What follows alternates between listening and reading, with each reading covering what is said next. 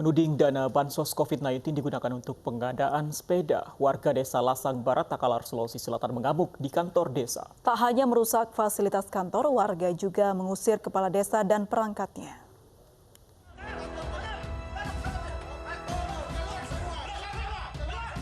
Inilah bentuk kekecewaan dan protes warga desa Langsa Barat, Takalar, Sulawesi Selatan. Mereka mengusir paksa perangkat desa yang tengah bekerja. Warga bahkan mengusir kepala desa dan berniat nyegel kantor desa hingga tuntutan mereka dipenuhi.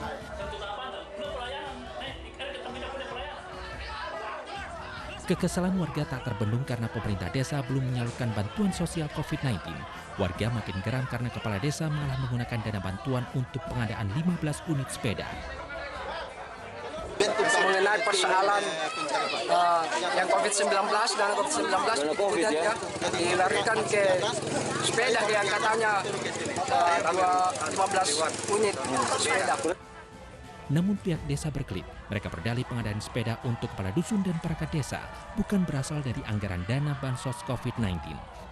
Untuk kepala dusun dengan perangkat desa, kita kasih untuk untuk kepala dusun dengan perangkat desa itu. Tapi bukan dana desa itu, kan apabila anggaran belanja desa. Ya itu. Itu berapa dianggarkan itu untuk pembelian sepeda 15 unit? Kalau 15 unit itu kita anggarkan itu antara 18 sampai antara 1.800.000 sampai 2 juta kan. 2 juta. Iya kan ada sepeda lipat, ada yang sepeda gunung. Warga yang geram lantas menyegel bangunan kantor desa. Segel akan dibuka kembali bila pemerintah desa bisa mempertanggungjawabkan perbuatan mereka. Sementara perangkat desa yang kantornya disegel tak bisa berbuat banyak dan hanya bisa pasrah. Dari Takalar, Sulawesi Selatan, Bukma, iNews melaporkan. Pemirsa, warga yang tidak menggunakan masker dan tidak menjaga jarak di Surabaya, Jawa Timur dihukum berjoget oleh anggota Satuan Polisi Pamung Praja. Hukuman ini untuk memberikan efek jera bagi pelanggar protokol kesehatan di masa pandemi COVID-19 saat ini. Teman-teman kita yang melanggar PSBB yang tidak pakai masker, tidak bawa KTP dan juga masker, jadi kita suruh joget ini. Sanksi joget di tempat umum di Surabaya, Jawa Timur ini diterapkan bagi warga yang tidak menggunakan masker dan tidak menjaga jarak saat keluar rumah dan di jalan raya. Para pelanggar ini diharuskan berjoget selama 10 menit dengan diiringi musik untuk memberikan efek jera. Setelah itu, para pelanggar ini diberikan masker gratis oleh petugas. Yang pertama untuk memberikan efek jera, bahwa mereka pernah dihukum joget karena nggak pakai masker, sehingga selamanya mereka akan ingat untuk memakai masker. Yang kedua juga ini untuk memberikan atau meningkatkan imun mereka, dengan mereka senang gitu ya, itu imun mereka meningkat. Di kota Surabaya saat ini pelanggaran protokol kesehatan secara individu mendominasi selama pelaksanaan masa transisi menuju tatanan kehidupan baru, yakni sekitar 60%. Dari Surabaya, Jawa Timur, Hari Tambayong, iNews melaporkan. Setelah belajar di rumah akibat pandemi COVID-19, para santri di sejumlah pondok pesantren di Sumeneb, Jawa Timur kembali ke pesantren. Protokol kesehatan diberlakukan di area pesantren sebagai upaya pencegahan penyebaran virus corona. Para santri di Pondok Pesantren Al-Amin, Prenduan, Sumeneb, Madura, Jawa Timur hari ini kembali ke pesantren.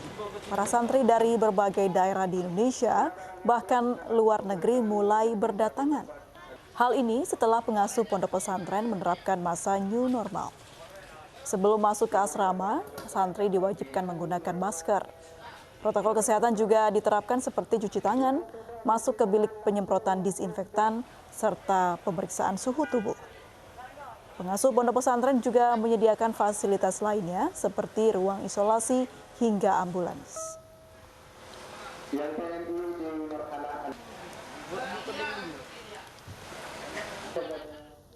Pemerintah putuskan kawasan wisata alam akan dibuka kembali. Masyarakat diimbau tetap menjaga protokol kesehatan.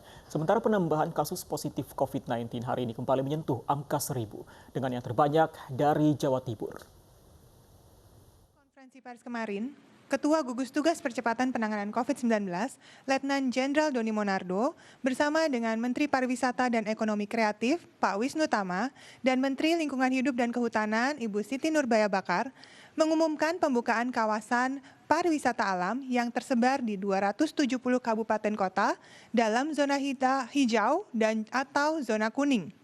Perlu diketahui saudara-saudari, sejak 2017, wisata alam seperti ekoturism, marine tourism, dan adventure adalah salah satu andalan pariwisata Indonesia, selain event budaya dan kegiatan olahraga yang juga sukses meraih perhatian wisatawan. Dan yang paling penting, Ketua Gugus Tugas menyatakan bahwa pembukaan kembali aktivitas masyarakat di bidang ini mempertimbangkan keinginan masyarakat yang sudah diikuti oleh persiapan-persiapan secara terukur dan terus-menerus oleh pemerintah pusat bersama-sama pemerintah daerah. Kawasan-kawasan pariwisata alam yang direncanakan akan dibuka secara bertahap adalah yang berbasis ekosistem dan konservasi dan dengan tingkat resiko COVID-19 yang paling ringan, dan kawasan wisata alam yang dikelola oleh masyarakat. Selain resiko rendah, pariwisata berbasis alam terbuka menjadi tulang punggung ekonomi rakyat. Rakyat yang mempromosikan pembangunan atau ekonomi berkelanjutan dengan memadukan pelestarian alam, edukasi, dan promosi kesadaran menjaga lingkungan hidup, dan ekonomi lokal yang berkelanjutan atau sustainable economy. Dan berbagai prediksi ekonomi memberikan sinyal bahwa kegiatan wisata yang berbasis alam atau outdoor paling cepat rebound. Karena ekoturism adalah wisata dengan minat khusus, kembalinya ekowisata Indonesia akan juga berhubungan dengan wellness tourism. Saudara-saudari, para penggiat wisata alam dan pengelola kawasan, ingat pesan Ketua Gugus Tugas dan Menteri Pariwisata dan juga Menteri Lingkungan Hidup. Kawasan pariwisata alam dibukanya secara bertahap dan batasan pengunjung maksimal 50% dari kapasitas. Jadi, tidak boleh ada kerumunan dan selalu jaga jarak aman. Teknis pembukaan lokasi daya tarik wisata terkait dari jam dan operasional tergantung dari ketentuan yang berdasarkan peraturan dan kebijakan pemerintah daerah dan harus dengan penerapan protokol kesehatan yang ketat. Pemeriksaan spesimen baik dengan TCM maupun dengan PCR sebanyak 17.908 spesimen. Sehingga kumulatif sampai dengan saat ini kita telah melakukan pemeriksaan sebanyak 666.219 spesimen. Dari pemeriksaan ini kita dapatkan kasus positif sebanyak 1.051 orang, sehingga akumulasinya menjadi 47.896 orang. Kalau kemudian kita lihat sebaran dari kasus positif yang didapatkan hari ini, ada 5 provinsi yang melaporkan kenaikan kasus yang cukup signifikan.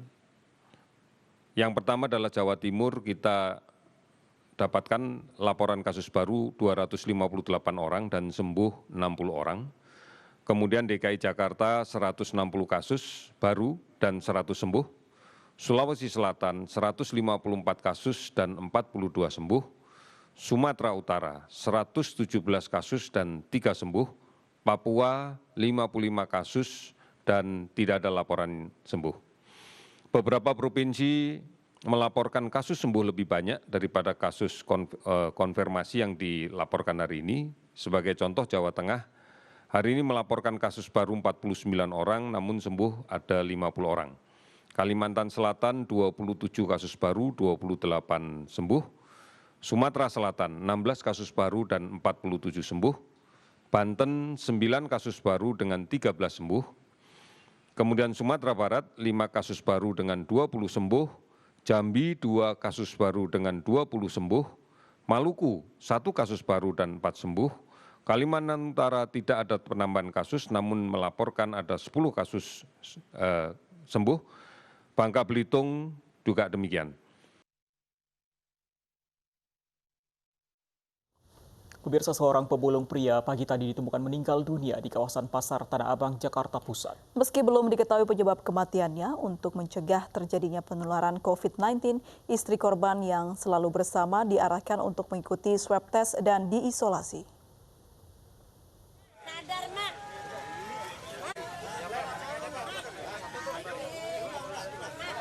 Wanita parubaya ini hanya bisa pasrah dan histeris saat jenazah suaminya akan dibawa ke Rumah Sakit Cipto Mangunkusumo, Jakarta Pusat.